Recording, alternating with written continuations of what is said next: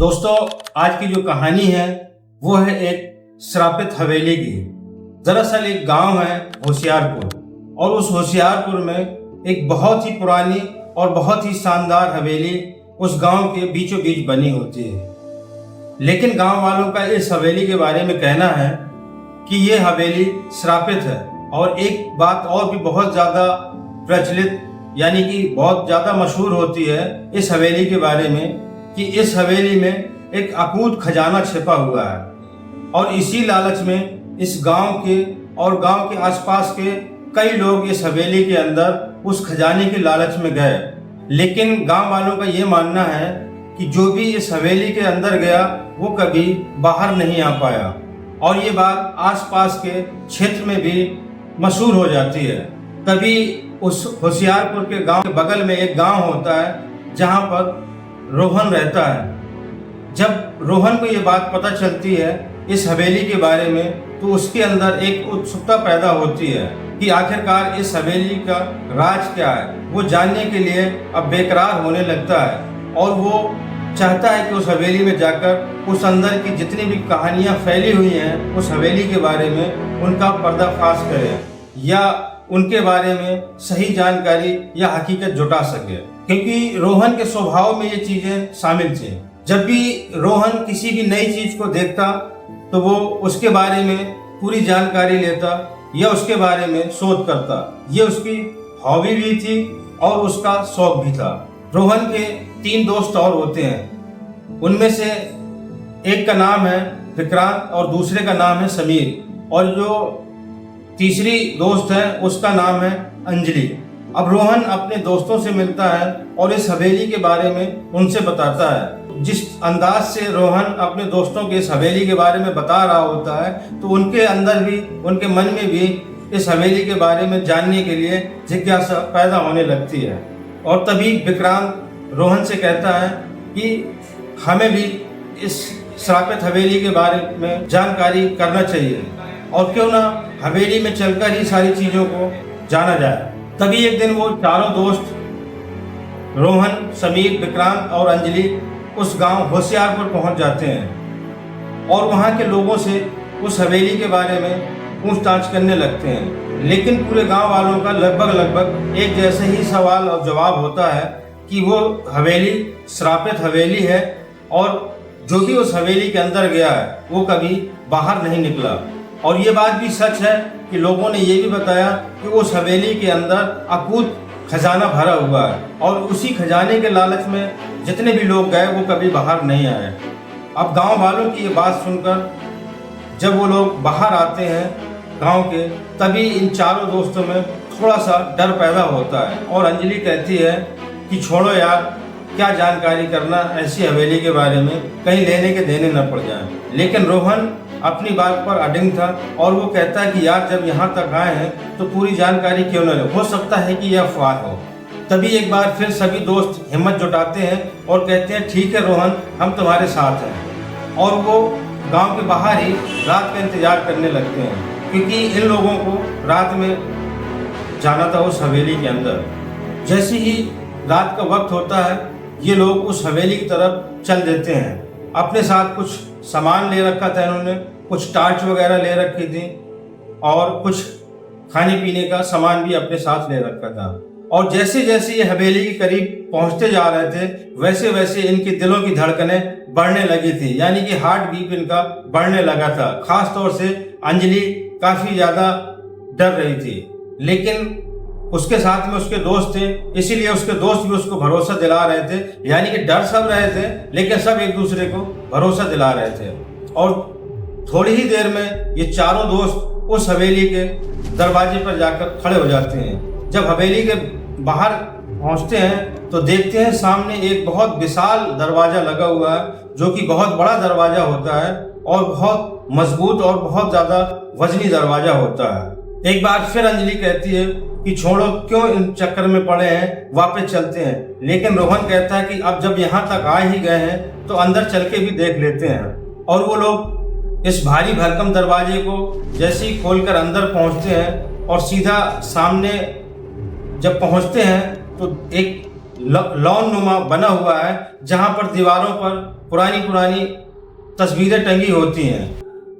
उन तस्वीरों को देखकर साफ पता चल रहा था कि ये उस टाइम के जो भी इस हवेली के राजा और महाराजा हुआ करते थे, ये उन्हीं के खानदानों की तस्वीरें हैं। और वहाँ का कुछ ऐसा माहौल था जिससे इनके दिलों की धड़कन और बढ़ने लगती है और इनको पसीने छूटने लगते हैं। लेकिन अब वो लोग अंदर आ चुके थे, इसलिए अब इस हवेली के बारे में पूरा वो जानना चाहते थे। और जैसे ही ये चारों दोस्त उस लॉन से होते हुए अंदर कदम रखते हैं तो देखते हैं एक बहुत बड़ा हॉल नुमा बना हुआ है। और जैसे ही ये चारों दोस्त उस हॉल के अंदर पहुंचते हैं तो देखते हैं उस हॉल के बीचों बीच छत पर एक बहुत बड़ा झूमर टंगा हुआ है, जो कि पुराने स्टाइल का होता है। और वहाँ पर कुछ चीज़ें रखी हुई थी जिनको देखकर साफ पता चल रहा था कि कई वर्षों से इन सामानों को किसी ने छुआ नहीं है, क्योंकि उन सामानों पर धूल मिट्टी और जाले लग चुके थे और छतों और दीवारों पर भी बहुत ज़्यादा जाले लगे हुए थे। और हॉल के ऊपर जो छत साइड दीवारें थीं, उन दीवारों में छोटे छोटे रोशनदान बने हुए थे, जिससे चांद की रोशनी उन छोटे छोटे हॉलों से उस हॉल के अंदर आ रही थी, जिससे इतनी रोशनी थी उस हॉल के अंदर एक दूसरे का ये लोग चेहरा आराम से देख सकते थे। अब ये लोग उस हॉल में आने के बाद इधर उधर टॉर्च मारकर देखने लगते हैं, लेकिन जैसे ही इधर उधर टॉर्च मारते हैं एक पंछी उड़कर आता है और अंजलि के कान के बगल से फुर करके निकल जाता है।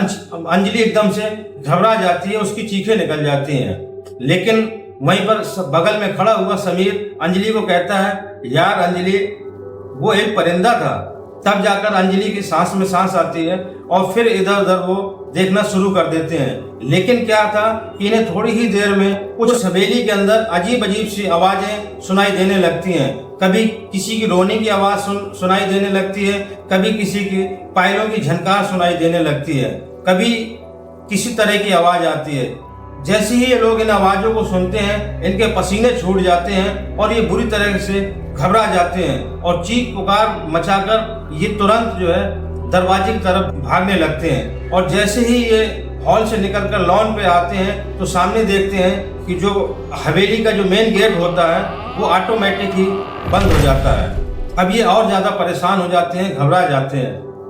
लेकिन रोहन कहता है कि परेशान होने की ज़रूरत नहीं है यार, हो सकता है कि ये दरवाज़ा हवा की वजह से बंद हो गया हो। लेकिन वहाँ पर विक्रांत कहता है कि यार ये दरवाज़ा बहुत भारी था, ऐसे हवा से बंद नहीं हो सकता, चलो चल के देखते हैं। जब ये लोग उस दरवाजे के पास जाते हैं, लाख कोशिश करते हैं, लेकिन वो मेन गेट का दरवाज़ा खुल नहीं पाता और इन्हें ऐसा लगता है जैसे बाहर से इस दरवाजे को बंद कर दिया गया है। ये हार थक कर फिर आ जाते हैं और रोहन एक बार अपने दोस्तों को फिर मोटिवेट करता है और कहता है, यार हौसला रखो, अब जब दरवाजा बंद ही हो गया है और इस हवेली के हम अंदर आ ही चुके हैं, जो होगा देखा जाएगा। और ये फिर लोग उस लॉन से होकर उसी हॉल में आ जाते हैं और हॉल में फिर इधर उधर देखना शुरू कर देते हैं। जब ये लोग इधर उधर टॉर्च मारकर देखते हैं तो उन्हें एक बगल में जीना दिखाई देता है और वो जीना उस हॉल से ऊपर की तरफ जा रहा होता है। ये लोग उस जीने से हवेली के ऊपर वाले यानी कि फर्स्ट फ्लोर पर पहुंच जाते हैं। वहां देखते हैं कि बहुत सारे कमरे बने हुए हैं और ये लोग सभी कमरों में झांक झांक कर देखने लगते हैं, लेकिन वहां पर इन्हें ऐसा कुछ नहीं दिखता। कुछ चीजें पड़ी हुई होती हैं और वो चीजें भी पूरी तरीके से जालों और धूल मिट्टियों से घिरी हुई थी, क्योंकि इन सभी लोगों के पास में टॉर्च होती है और इधर उधर टॉर्च मारकर देख रहे थे।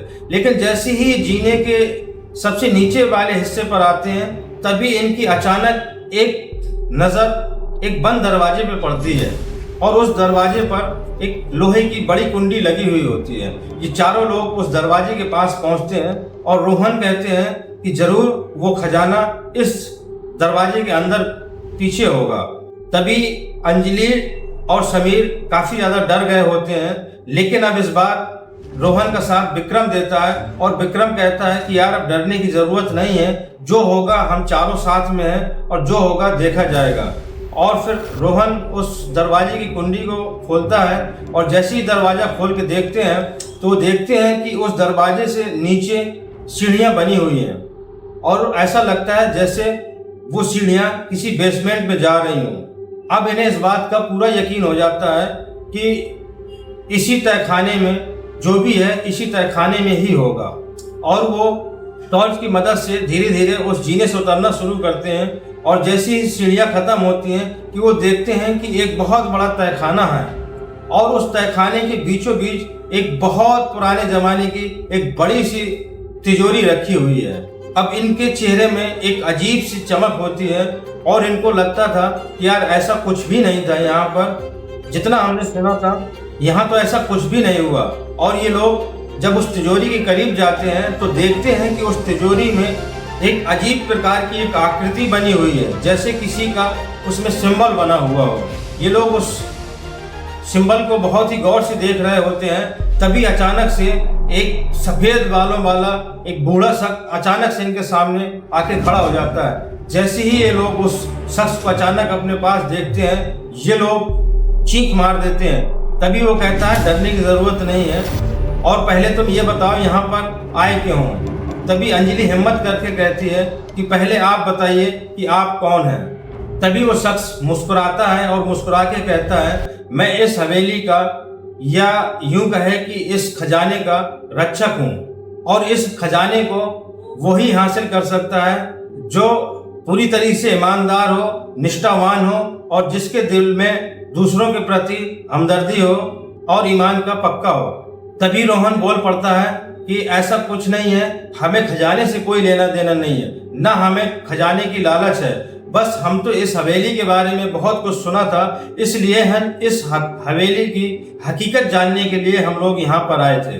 वो शख्स रोहन की बात को सुनकर सिर हिलाता है और कहता है मैं जानता हूँ। लेकिन तभी अंजलि फिर उससे पूछ लेती है कि आखिरकार ये खजाना है किसका। तभी वो शख्स कहता है कि ये खजाना इस हवेली के राजा का खजाना है, और राजा ने ही इस खजाने को इस तहखाने में छुपाया हुआ था, क्योंकि आसपास के कुछ लोगों की नज़र थी इस हवेली में, और इस खजाने को वो लूटना चाहते थे, और इसी वजह से उस राजा ने इस हवेली को श्रापित करवा दिया था। और इतना कहकर वो शख्स एकदम से गायब हो जाता है। तभी इन चारों दोस्तों को जो हवेली का मेन गेट होता है उसके खुलने की आवाज़ सुनाई देती है। इनको यकीन हो जाता है कि उस हवेली का दरवाज़ा खुल गया है। अब ये लोग बिना घबराए हुए उस हवेली के गेट में आते हैं, तब देखते हैं कि वो गेट खुल चुका है, और आराम से ये लोग गेट के बाहर आ जाते हैं, और उस गेट को ये लोग दोबारा से बंद कर देते हैं। क्योंकि अब ये बात गांव में भी फैल चुकी थी कि कुछ 4 दोस्त आए हैं और इस हवेली के अंदर गए हैं, इसलिए उस गांव के लोग भी बाहर खड़े हुए देख रहे होते हैं कि अब ये लोग भी वापस आते हैं या नहीं। लेकिन जैसे ही उस गांव के लोग इन लोगों को हवेली से बाहर आते देखते हैं तो वो लोग बहुत ज़्यादा खुश होते हैं और इन चारों दोस्तों को शाबाशी देते हैं और इनके पास आकर इनसे पूछते हैं कि क्या वाकई में इस हवेली के अंदर कोई खजाना है, क्योंकि वो जानते थे कि लालच में फिर लोग जाएंगे और अपनी जानें गंवा देंगे। तभी रोहन कहता है इस हवेली के अंदर ऐसा कोई खजाना नहीं है और न ही इस हवेली के अंदर कोई भूत प्रेत है। और ये इतना कहकर रोहन अपने दोस्तों के साथ वहां से चला जाता है। गांव वालों को भी यकीन हो जाता है कि ये हवेली श्रापित नहीं है और इसको अपनी धरोहर मानकर इसकी देखरेख करने लगते हैं। तो दोस्तों, ये थी आज की कहानी, और इस कहानी से हमें ये सीख मिलती है कि अगर किसी भी काम करने की जिद हो तो वो काम हासिल होकर रहता है, लेकिन किसी भी काम करने के साथ साथ जरूरी होता है ईमानदारी और निष्ठा और अच्छे दोस्तों का साथ होना। तो दोस्तों, अगर आपको ये कहानी अच्छी लगी हो तो लाइक सब्सक्राइब जरूर करें और कमेंट देकर अपनी राय भी दें और अपना सुझाव भी दें। और अगर फेसबुक पर देख रहे हो तो पेज को फॉलो करें। मिलते हैं अगली कहानी में नई वीडियो के साथ। जय हिंद।